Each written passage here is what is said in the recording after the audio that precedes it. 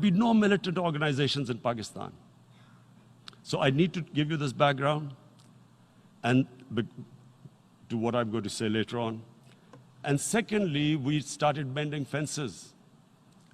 I invited the Afghan president. We developed a relationship with Afghanistan. We had problems with Iran. We mended fences there. And then India. Now let me just give you a little background about my relationship with India. Because of cricket, and cricket being it's a passion in the subcontinent, I had great following in India.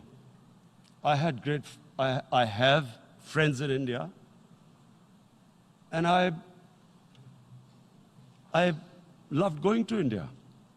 So immediately, when my party came to power, the first thing we did was to immediately reach out to India. And I spoke to President Modi and I said, look, we have similar problems.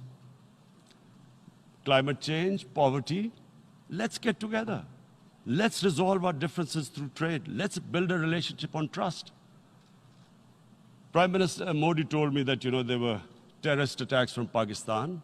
I said, we have problems with you. There are terrorist attacks which we know are instigated by India in Balochistan.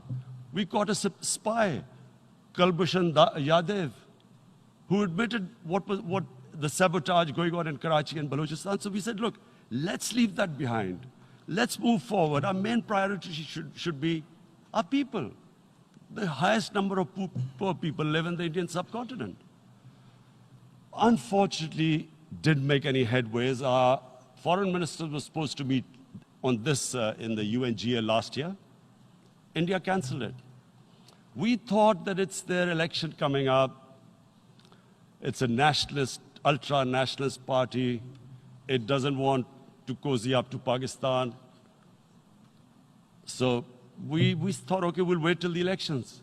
Meanwhile, a 20-year-old Kashmiri boy, whose father said was radicalized by the security forces in Kashmir, blew himself up on an Indian convoy.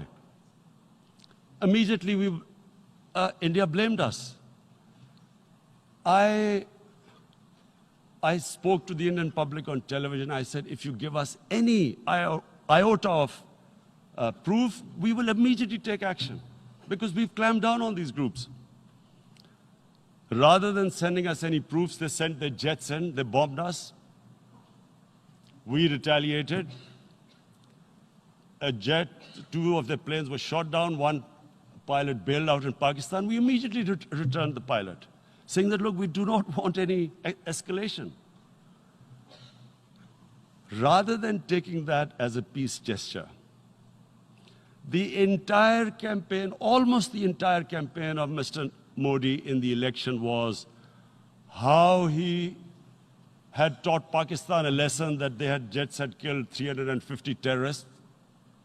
Complete lie. They had just killed about 10 trees of ours, which was quite painful given that, we are growing all these trees. He then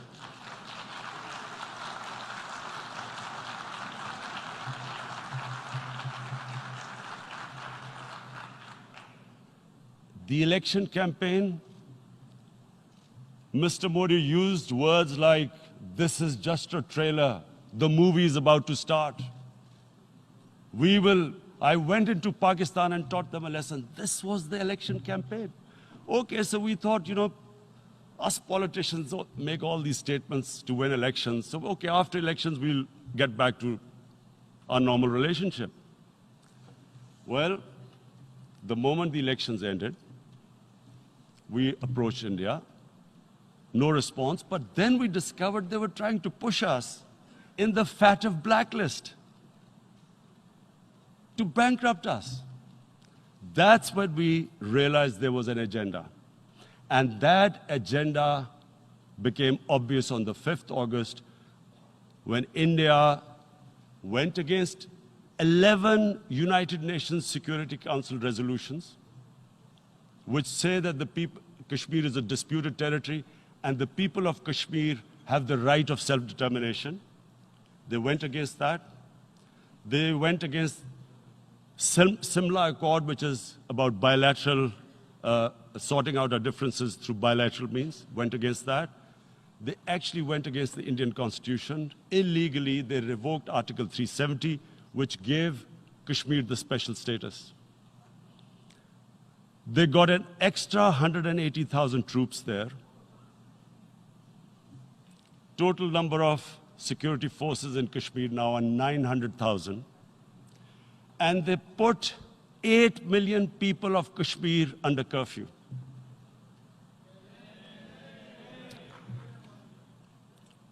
Mr. President, now I just briefly want to make the people understand, how can anyone do something like this? And for that, I have to explain to you what is RSS. RSS, Mr. Narendra Modi is a life member of RSS. RSS was an organization that was inspired by Adolf Hitler and Mussolini, came about in 1925. They believed in racial purity, racial superiority. They also believed they were an Aryan race like the Nazi believed they were an Aryan race. All that I'm saying can be verified.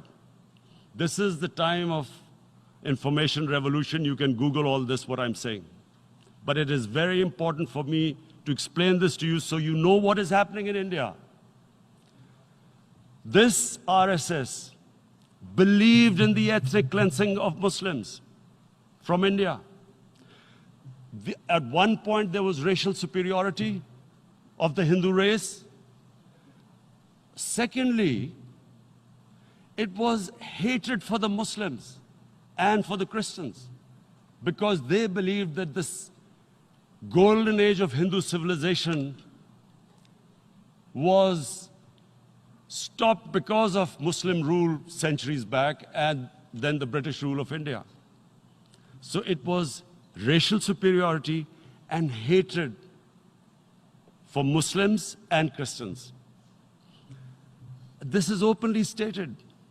You look at the founding fathers of RSS, Golwalkar and Savarkar. Just Google them and you'll find out. And this ideology of hate is what murdered the great Mahatma Gandhi in 1948. It was this ideology of hate that made Narendra Modi in 2002 do a pogrom against Muslims in Gujarat when he was the chief minister. He allowed 3 days for these RSS goons who were inspired by the Hitler brown shirts. They actually wear brown shirts. This RSS, the Congress Home Minister gave a statement that in RSS camps, terrorists are being trained. And these terrorists butchered 2,000 Muslims and 150,000 Muslims were made homeless. Narendra Modi could not travel to the US because of that. And I need to make you understand this background before I explain to you that what sort of a mindset would lay siege to 8 million people with 900,000 troops. Women, children, sick people, locked in as animals. In fact, of what I know of England, if 8 million animals were locked in, the RSPCA would have made a lot of noise about it. These are human beings.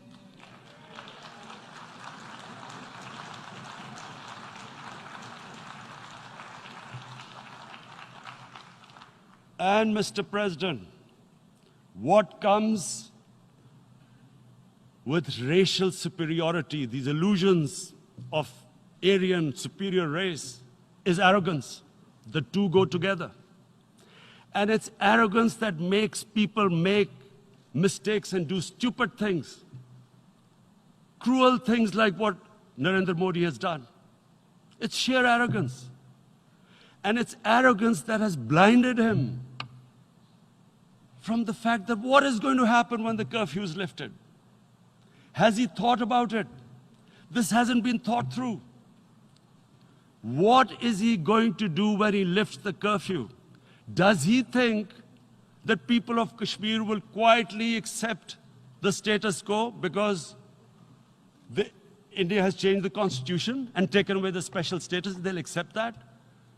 Mr. President, 100,000 Kashmiris have died in the past 30 years because they were denied the right given by the United Nations, the right for self-determination. 100,000 have died and 11,000 women have been raped. There are two United Nations human rights reports on this. The world hasn't done anything because India is a huge market, 1.2 billion people. Sadly, the material prevails over the human. But this has serious consequences. Again, I repeat, that's why I'm here. Look, what is going to happen when the curfew is lifted will be a bloodbath.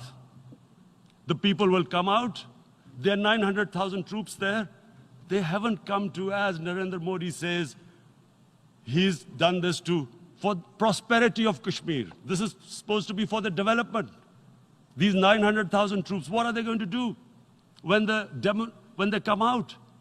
There'll be a bloodbath. Has he thought it through what happens then? Mr. President, has anyone thought that what happens when there is a bloodbath? What do you think the impact will have on people of Kashmir? What do you think they will think? The way they have been boxed in their houses, treated like worse than animals, no rights. Thousands of all the political leadership has been arrested, taken out of Kashmir. Even those Kashmiri leaders who were pro-India have been taken out. 13,000 boys have been picked up and taken to God knows which destinations. So what do they think? What will the people of Kashmir do when they lift the curfew? They will be out in the streets. And what will these soldiers do? They will shoot them. They've already used pellet guns, blinded young boys. In the last 6 years, the 5 years, the oppression that has gone on in Kashmir. And so, Kashmiris will be further radicalized. Mr. President, there will be another Pulwama. And guess what? India will blame us. They're already blaming us. They're saying all this is happening because of Pakistan. One of their defense ministers said, there are 500 terrorists lined up on the border to go in. Why would Pakistan send 500 terrorists when there are 900,000 troops? What impact are they going to make? What will they do? And don't we know that the moment there is some terrorist attack, all that will happen is there'll be further cruelty and oppression of the people of Kashmir. We will just give the 900,000 troops to further crush the people of Kashmir.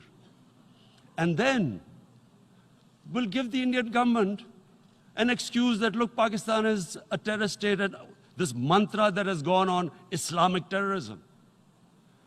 The moment you use this catchword, Islamic terrorism, the whole world turns away. No one talks about human rights. You can do whatever you want, which is what has happened in Kashmir, because they keep using this word, Islamic terrorism. And this is what they're doing right now. What do we benefit from further increasing the cruelty on the people of Kashmir? And why would we want this?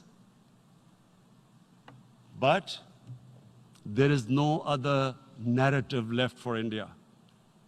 As when they lift the curfew, whatever happens, Pakistan will be blamed, and there is always a danger of another Pulwama.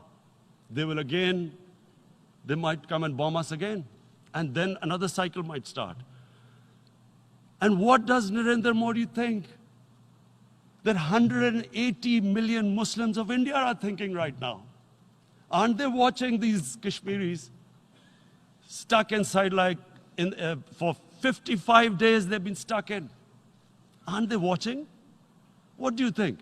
Don't you think that the Muslims will be radicalized in India? And I'm talking about 180 million people. And when they get radicalized, there will be some incident in India somewhere down the line. Again, we will be blamed. And I'm warning you right now, again, we will be blamed. And Mr. President, what about 1.3 billion Muslims who are watching this? And they know that it is only happening in Kashmir because they're Kashmiri Muslims. This is not happening to Kashmiri Hindus. They know that this is happening because of their religion. So what do you think they will be thinking?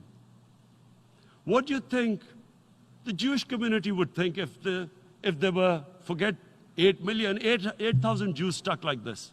What do you think Europeans would think? What do we think? I mean, any human community, if their members are stuck like that, what do you think they will think? Are we a children of a lesser God? Is it not going to cause us pain? And then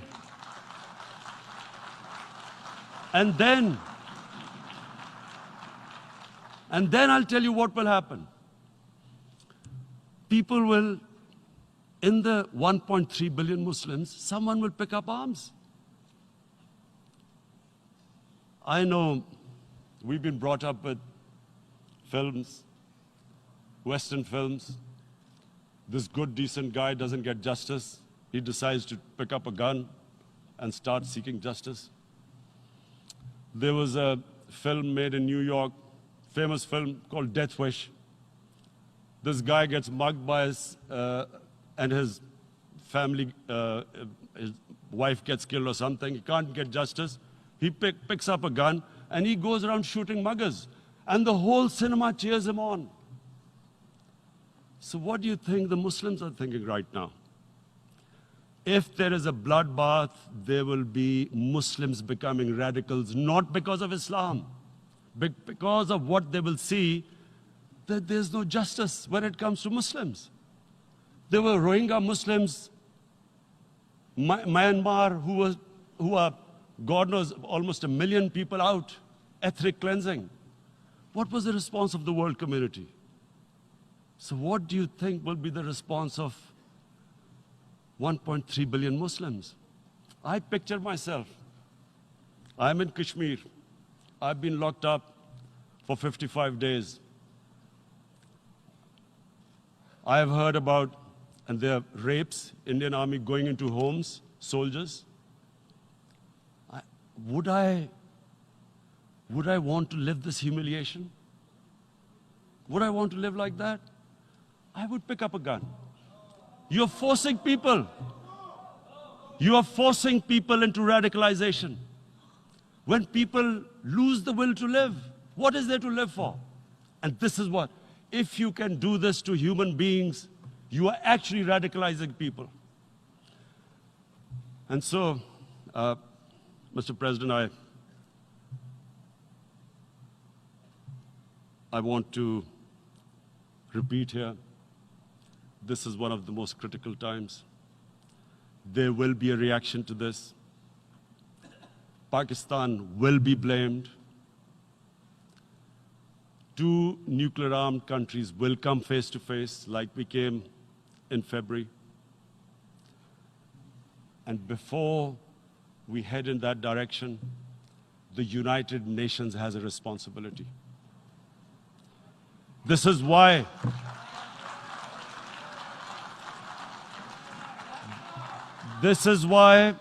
the United Nations came into being in 1945. You were supposed to stop this happening.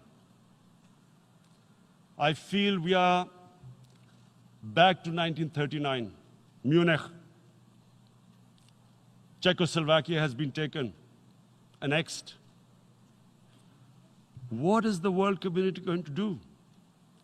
Is it going to appease a market of 1.2 billion, or is it going to stand up for justice and humanity?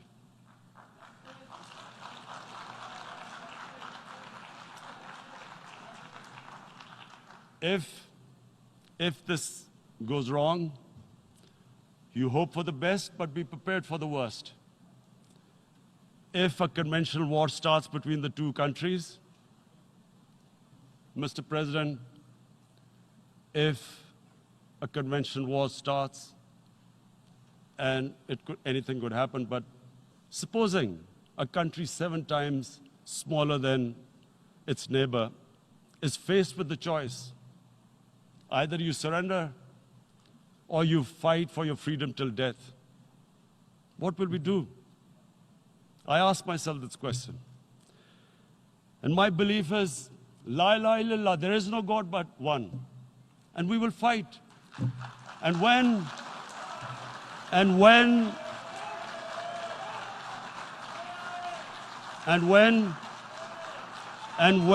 a nuclear-armed country fights to the end, it will have consequences far beyond the borders. It will have consequences for the world, which is why I repeat I'm here. Because I'm warning you, it's not a threat.